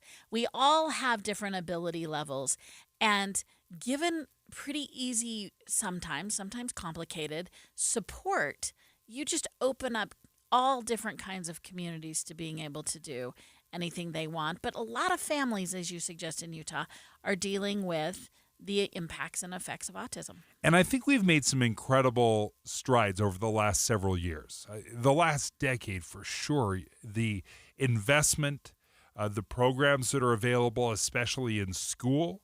In fact, we allow for several extra years past their 18th birthday, right, where you can stay in schooling, go to class. There are some wonderful opportunities, but at age 21, 50,000 people with autism enter adulthood every year. And then another layer to this is, okay, well, then what? What happens once they're adults and they no longer have the resources of the school? Right, and the structure. Which is so crucial for kids with autism. And as they move into adulthood, what's next? And then, okay, how long do adults with autism live? Right. And I think what we found is life expectancy is pretty on par. I mean, there's always those health related and exercise and all of that. But life expectancy, I remember I come from a household who has a severely disabled, my older brother is, and gosh, he was born and they said he won't live to be 2 years, then a teenager, and then da-da-da. And he is now, I'm going to get his age wrong, but I think he's 58 or 59 years old. Yeah. And he is much more severe. So the life expectancy of people with autism is as long as any of us. So we need to have a real conversation of, okay, what's the support structure look like after they're done with school, after they're 21, and what's the long-term plan? Because 872,000 autistic adults live with caregivers that are over the age of 60. Wow. That's amazing. Where are the resources? Sumiko Martinez joins us right now as the director of Autism After 21. It's a Utah project. Sumiko, thank you for joining us. I think this is so fascinating. Can you describe a little bit how big of an issue it is for adults with autism, and then specifically in finding housing? Absolutely. Thanks so much for having us on to talk about this. So as you mentioned, there are a lot of folks with autism and also with other intellectual and developmental disabilities who live with family caregivers. And just in the state of Utah alone, over 32,000 folks live with a caregiver over the age of 60. And so we have a situation where caregivers are aging, and what is going to happen when their caregiver is no longer able to care for people, or if they suddenly pass away. So currently in Utah and across the country, there is not enough supportive housing, and the wait lists are years long. At the family level, we can prepare for this by doing person-centered planning to ensure that individuals' housing needs will be met even after their caregivers pass away. And then also at a societal level, we need to make sure that the infrastructure is in place to support people with intellectual and developmental disabilities throughout their entire lives. Give us a sense of what it is to be person-centered housing or neuro-inclusive housing. What does that mean? Absolutely. So neuro-inclusive housing is a relatively new concept. And what it really means is residential opportunities that are created to be financially, physically, and cognitively accessible. So those three elements are really important. A lot of folks who have autism and other IDD are often economically disenfranchised. Some people are not able to work. Some people face employment discrimination that prevents them from working. And so the financial accessibility is really important. Physical accessibility, of course, is just part of our society's ADA requirements, the Americans with Disabilities Act. But then cognitive accessibility is really a really new kind of idea. So when we're thinking about cognitive accessibility, we have to think about three things. The actual built environment, so the structure and the design of the home itself, long-term support services, through the Department of Services for People with Disabilities, and then also supportive amenities such as community navigators or even things like having group events organized as part of an apartment community's life that help people to be included and immersed in the community as much as they want to be. You helped publish this neuro-inclusive housing market analysis. We only have about a minute left, but I know there was so much in here. Was there something that stood out to you specifically? Yes. The report is huge, as you mentioned. There's a ton of data in there. And if anyone's curious, please go search it out on our website, neuroinclusiveutah.org. But I think the thing I want people to know the most about is how do we address this problem? So data is a big piece. Please read the report, learn about the hard data behind it. People have, their needs and preferences expressed here, and now it's up to us to take this ball and run with it and make sure that we are taking care of everyone in our society. Yeah, it will be fascinating to continue this conversation. We definitely need to continue it because we don't speak enough about the practicality of having a child that is going to need support services or care for the rest of their lives. So, Sumiko, thank you so much for joining us. Autism After 21, Utah Project has some incredible data. I'd gone through a chunk of it, and it really opened my eyes, Mara, to the problem that many families are dealing with right now. Is the caregivers, the moms and dads out there, are no longer able to because they're too old or they're unhealthy and they can't take care of these kids. And this is an area where a little education and a little conscientiousness and a little more resources make huge gains for, as you suggest, what could end up being 1 in 4 Utahns. And government support will obviously be an important part of it. Nonprofits will play a role. So I think looking into this even deeper is absolutely crucial. It's 10:30 at KSL News Radio. I'm Dan Bomas. KSL's top story this hour.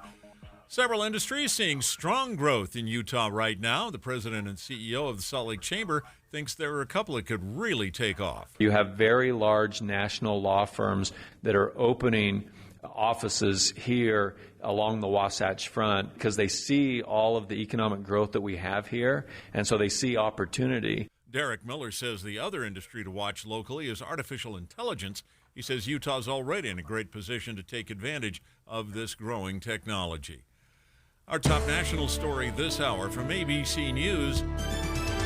At the Munich Security Conference in Germany, Vice President Kamala Harris saying the United States will stay strong in backing NATO for the sake of democratic nations. NATO is central to our approach to global security. For President Biden and me, our sacred commitment to NATO remains ironclad. Former President Trump drew criticism this week when he suggested the United States might not defend members of NATO who weren't contributing enough to the alliance.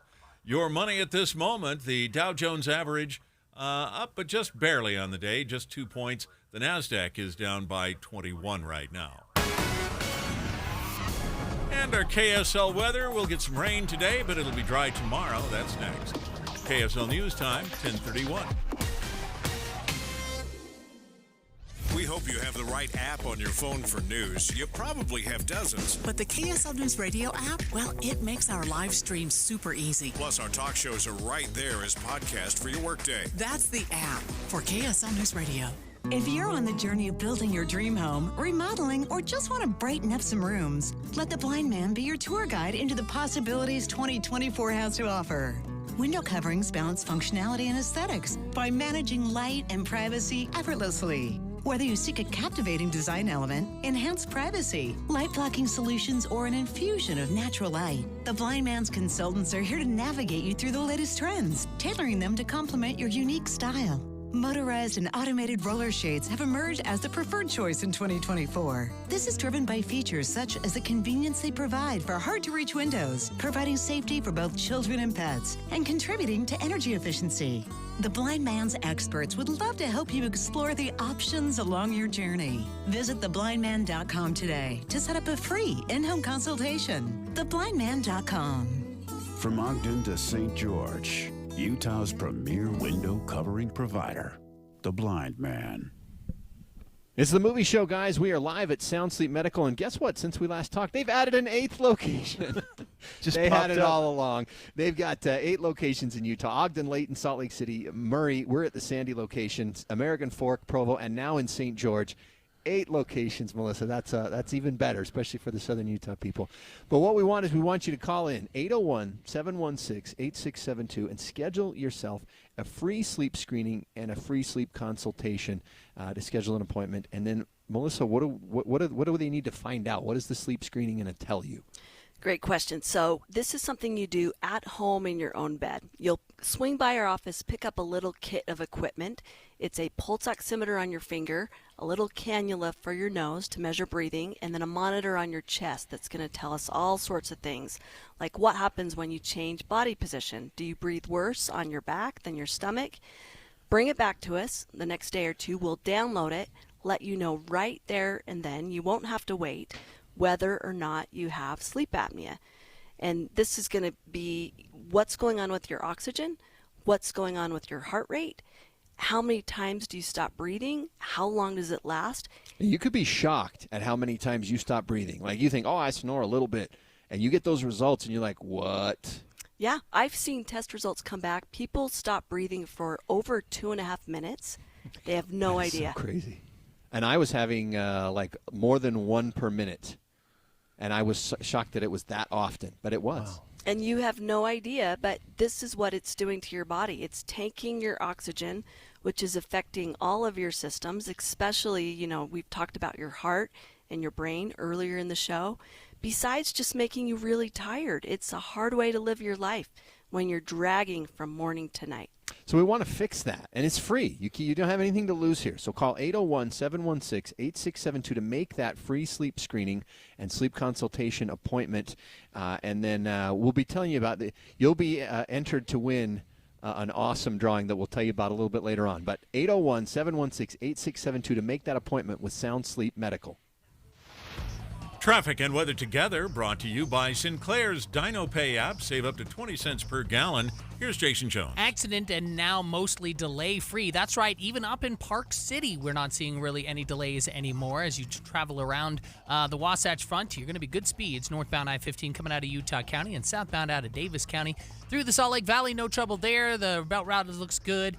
In and out of Twilla on I-80 and 201, and your side streets are also moving very well. Wasatch Front Business and Property Managers, Go Pave Utah, provides all asphalt repairs for your parking. For patching and paving along Wasatch Front, contact Go Pave Utah, gopaveutah.com. I'm Jason Jones in the KSL Traffic Center. KSL weather, some valley showers this afternoon, heavier snow in the mountains. Then Saturday will be dry, but we could see some more rain on Sunday. 43 degrees with showers in the neighborhood. I'm Dan Bomas from the KSL Common Spirit Health Studios. Listen online at kslnewsradio.com. We're Utah's news, traffic, and weather station. Dave and Dujanovic, your morning companions for talk, analysis, and key perspectives on Utah's biggest stories on KSL News Radio. I chuckle whenever I see crazy poll numbers. The poll numbers that, again, we cannot even agree on the fact that chocolate peanut butter ice cream is the greatest ice cream in the world. We agree on this, Dave. Really? Yes. Thank I you. am going to double that down and say exactly. So 100% of the hosts of Dave and Dujanovic today love chocolate peanut butter ice cream. So that empirical evidence, obviously. So 87% of people in the West think their children are not spending enough time outdoors. You were kind of chuckling, like saying 85% of people here in Utah want the Olympics to come. Yeah. Yeah, I'm with you. When it's too high, I'm suspicious and want to know who sold you that bill of goods. Who sold you that? But I can't say this actually rings true. This is like the common sense test. I believe it. I think most people are like, my kid does not spend enough time outdoors. They're in front of a screen. Yep. They're indoors. Yep. They're as pale as a ghost. Yeah. And we're getting more and more information, too. I think one of the reasons this is top of mind for parents is mental health is a big issue. Post-COVID, all that stuff. And we're getting more and more good data showing that nature, touching. I read this study once that if you touch soil, like if you're a gardener and you are touching soil, it reduces your stress level. I mean, that like this relationship we have with nature. But one of the cool things is where this particular set of numbers were thrown around come from. This is a study that University in Colorado have done, but Utah's always been a part of this study. And they have data over, I think, 14 years asking us these same questions, just about outdoor rec and how we experience nature. And we have seen a bit of an uptake among parents in saying, yeah, nature's becoming more and more important. Okay, this is fascinating to me, especially with thinking that it goes back 14 years. Joining us right now, Dave Metz, who's conducted this research, joins us right now. You've been doing it for 14 years? 14 years, yes. Okay, that takes us back to like iPhone 1 time. So this is like, I don't even know how to qualify this. Before iPhone, like BIP, that it's like 14 years BIP. After iPhone, okay. So what have you seen? This is really going to be fascinating to me to see as we went from smartphone being, only the rich kids have it to everybody's got the smartphone. How has that changed over the last 14 years in your research?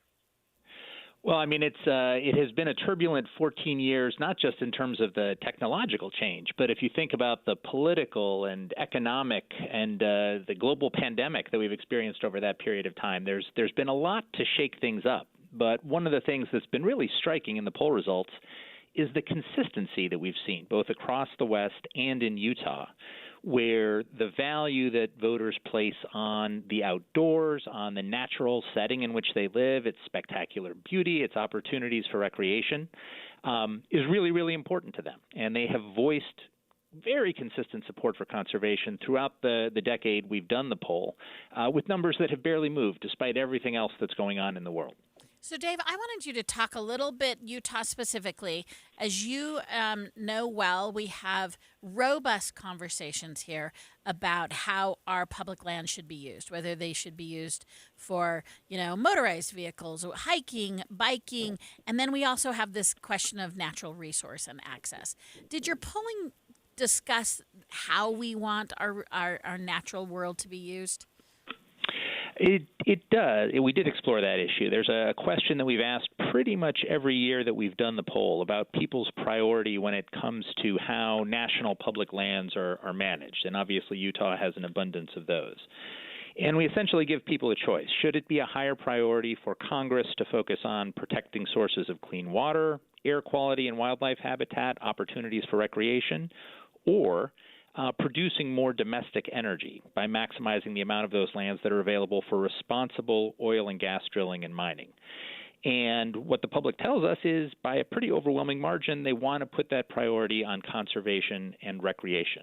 Among Utahns, 70% say that they think conservation should be the priority. 24% say that they think energy development should.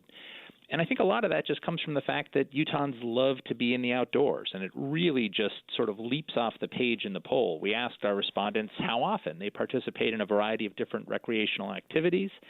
And among Utahns, 74% say they hike or run or walk outdoors regularly, 62% camp, 38% do wildlife watching or viewing, and large numbers hunt, fish, and do other kinds of active recreation as well. And so I think that's such a central part of people's lives in Utah that it leads to that high priority that they put on conservation. An incredibly popular part of recreation, especially here in Utah, is the off-road vehicles, the side-by-sides that are able to take many people into the farthest back countries of Utah. With that popularity and understanding the environmental impact of these vehicles, going back country, how's that balance working with folks that want to conserve, that want to enjoy nature, but then you have this other element of it with all these vehicles? Yeah. You're absolutely right. In fact, almost a quarter of Utahns, 23%, say that they ride an off-road vehicle or a snowmobile on a regular basis. The survey didn't probe into a lot of details about use of mechanized recreation on public lands. And obviously there are a lot of questions about the different levels of protection that different lands have in that regard. We didn't dig into that, but I do think that kind of recreation is, again, part of what Utahns love about having such easy access to these lands. So, Dave, I know one of the things you do in polling is to be able to see who's saying what. And what is the partisan divide? Are there big differences if you're a Republican or a Democrat, or if you're a male or a female? Or are these all things we all believe? Well, it's really interesting because, as you point out, there is enormous partisan divide on just about every topic in public life. I mean, you all were talking about ice cream flavors. It wouldn't surprise me if Democrats and Republicans view it very differently. As a professional pollster, I'll say the best ice cream flavor is mint chocolate chip, but we'll set that aside. But when we look at the poll data, what we see is there's actually a lot of partisan consistency on these issues. It's one of those rare things in American life where we see Democrats, Republicans, and independents sharing this common value for protecting land, water, and wildlife. Now, there are partisan differences in the degree. For example, on that question that we talked about a moment ago, would you prioritize conservation or energy development on public lands? 89% of Democrats prioritize conservation, 72% of independents, but also 52% of Republicans. So there's a difference in the breadth of the agreement, but voters across all parties say yes, conservation should be the priority. Dave Metz, thank you for joining us, president of FM3 Research. Fascinating, really how consistent it is and how popular some of these ideas are. 93% of people say that spending more times outdoors significantly helps with mental health in young people. Again, it surprises me that it's that high, but at the same time, common sense kind of tells you, I think even if we are a little bit homebound and we like our couch and we like our devices, we still understand the importance of the sun. That's right. It makes us lucky to live in Utah. We do. We have a lot of outdoor that we can enjoy in the summer and the winter, and it's a beautiful day today, even though it's a little cloudy. I mean, beautiful in the sense that we don't have that miserable rain that we had yesterday. That was awful. Good recovery. Okay, let's talk more about this mighty power district announced by the Larry H. Miller Company. Mario and I break this down of the $3.5 billion proposed investment. It's finally Friday.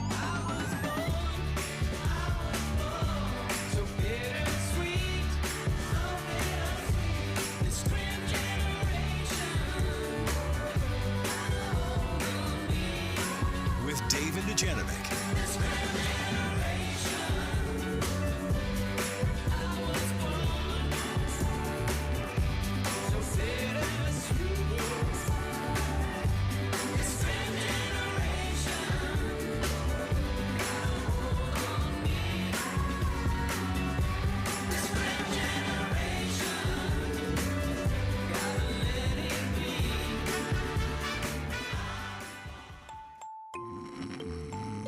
Do you hear that? If you're like many people, that's the sound of your money. Just lying there in a checking or savings account doing nothing when it could be out there earning more money for you. But at America First Credit Union, we can give your money a wake-up call. What? What's that? Rise and shine, Bucky. We can get your money working in a high-yield certificate account, earning you a much better return than traditional checking and savings. Up and at 'em, buddy. We gotta go. Huh? Where are we going? To America First. You'll love it there. They're gonna help you do so much awesome stuff. All right, I'm coming. So get your money working with a high-yield certificate from America First. Head to americafirst.com today to check out the latest amazing rates. Subject to membership, eligibility, terms, conditions, and change. Federally insured by NCUA. The movie show, guys, we are live at Sound Sleep Medical. We're just a little bit away from the movie show beginning. But before we get to that point, we're joined by Melissa Lowry from Sound Sleep Medical. Melissa, we've talked about why it's so important to get sleep, the right kind of sleep, and to correct issues that you may not know about. And we've offered a chance for people to get free sleep screenings and free sleep consultations by calling 801-716-8672. But let's talk about, okay, we've had the test. What happens next? Turns out maybe we do have some issues with sleep apnea. What happens after that? Good question. So, yes, we will give you your results the day you bring your little kit back to us. You'll sit down with one of our sleep specialists. We'll go over your sleep. We'll check your insurance for you, because what we do at Sound Sleep Medical, this oral appliance, is usually covered by health insurance. We do all the homework, but it's such an easy fix. When I say oral appliance, this is like a custom-made mouth guard, kind of like bleach trays. You just wear them on your teeth during the night. What it will do is stabilize your lower jaw to keep your airway open. apnea goes away, snoring goes away, oxygen stays up, and now you're sleeping much better. So something as simple as something you just pop in your mouth, that's like bleach trays, which I bet a lot of people have even already used. So this will be something that's super easy for them. But also for people who, for a long time, people believed the only way to fix sleep apnea was with the CPAP machine. And while that works great for some people it doesn't work. My wife struggles with the CPAP machine. She really does. Right. And so, when I show people what an oral appliance looks like, they're often in disbelief a little bit. Like, how could something this small, this simple, replace my big CPAP machine with the mask and the hose, etc.?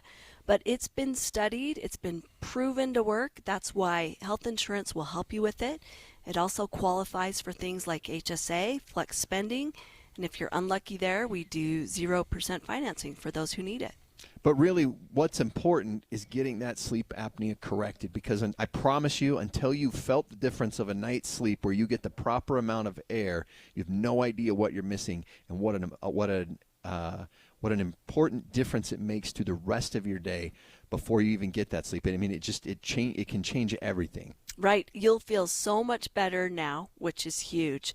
But we're talking down the road. Serious health issues are going to catch up to you if you don't catch this and fix it. So call 801-716-8672 to make that free sleep screening and free sleep consultation at Sound Sleep Medical.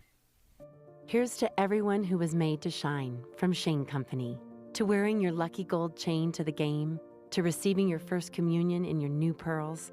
Here's to getting down on one knee, to recommitting to forever, to saying yes to something sparkly just for you, just because. Here's to your first set of diamond studs, to the family heirloom you'll never take off. Here's to lighting up the room like only you can. Shane Company, fine jewelry since 1929. With the three things you need to know this hour, I'm Dan Bomas. First, a key business leader says some industries in Utah are ready to take off. Second, the most important political challenger to Vladimir Putin has died in prison.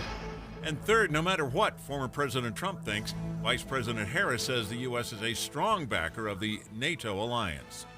Right now, 45 degrees and cloudy in Salt Lake City. Back to Dave and Dujanovic on KSL News Radio. Dave and Dujanovic. Okay, before we talk about the Major League Baseball stadium plan, that's how I view it. Sure, you can call it about, other things. Other things. You can say this is developing the West Side. Fine. But it's building the baseball stadium. But first, I got to tell you about secret contest time. That's right. For our podcast listeners only, if you download our podcast, the Dave and Dujanovic podcast, you can find it on kslpodcast.com or obviously, wherever you get your podcast. Just bring up the Dave and Dujanovic podcast, listen to one of our segments, and there's a little secret word in there. It's not very secret. It's very obvious. I'm like, here's the secret word.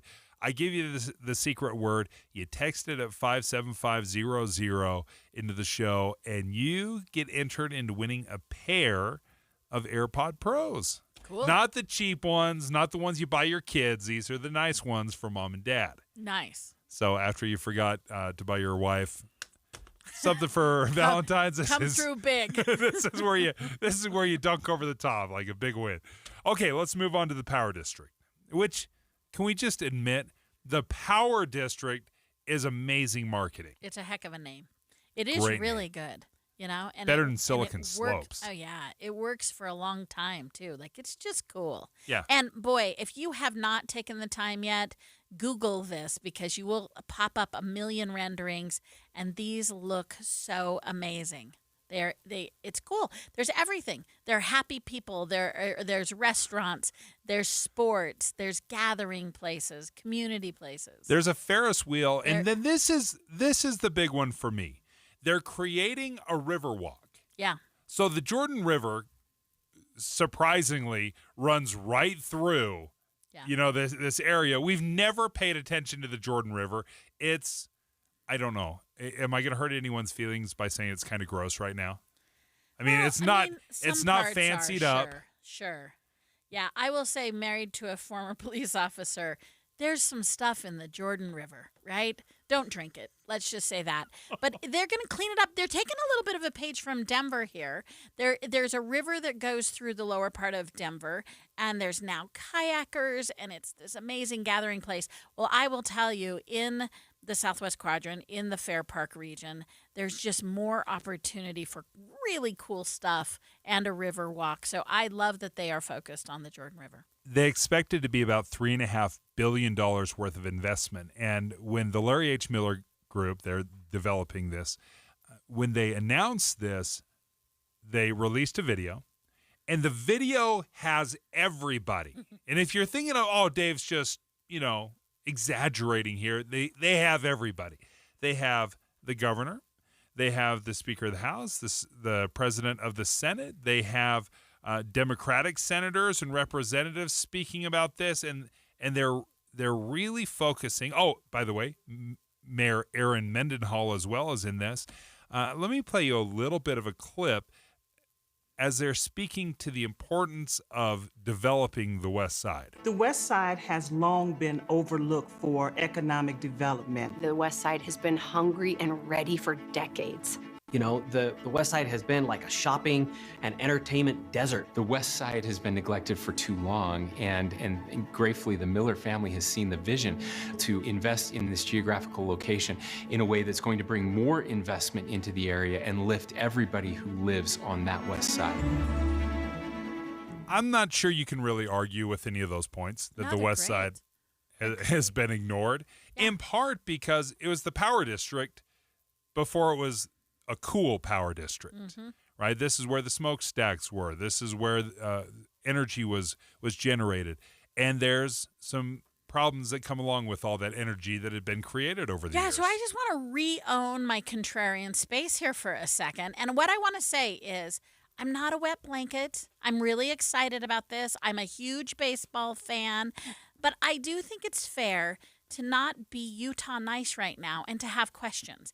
I think when you question projects and want to know answers and want to see details, it doesn't mean you're a downer. It doesn't mean that you're not a supporter. And I think we get into that trap a little of like, oh, I want to be nice. I think the developers are really great stewards. But we're talking about $3.5 billion. We're talking about what is inevitable displacement of a community. If anybody tells you, we're talking about disruption of a community. So how do we maintain on behalf of those people who have lived there? How do they stay living there? And then devil's in the details on where this money is coming from. And who should pay for it? Who should pay? Because there's going to be a massive cleanup project that is going to happen to get this area ready.